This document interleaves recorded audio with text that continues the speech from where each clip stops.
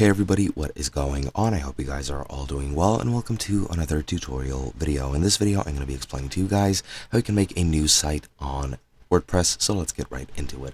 Now, as you can see, currently I'm on my dashboard, and what I'm going to be guiding you guys through is we're going to be using posts, or rather we're going to be using the blog functionalities of WordPress to create news stories or news posts, and then send them via newsletter to your subscribers.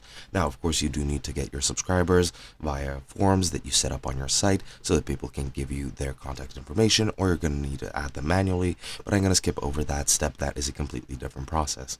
Now, to create a new site, you can go ahead and create pages, make pages such as the New York Times main page. You can create an entire news site like that, but I'll be focusing mainly on blogs. So for that, we're going to go into posts and click on all posts, and let's say we want to add today's news. Let's just click add new post.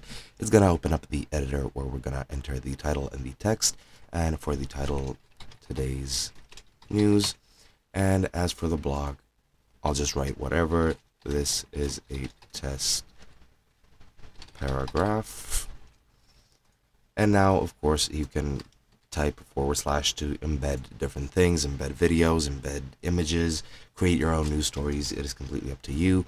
But let's say, for example's sake, that this is all you have to do. All you have to do now is just publish it and publish it again, and that should be good. And now your news story is live on your site. However, if you want to send it to your subscribers, just click the newsletter button. It'll send it to your subscribers, and that's all you need to do. Hope you guys enjoyed, and I'll be seeing you guys in another video.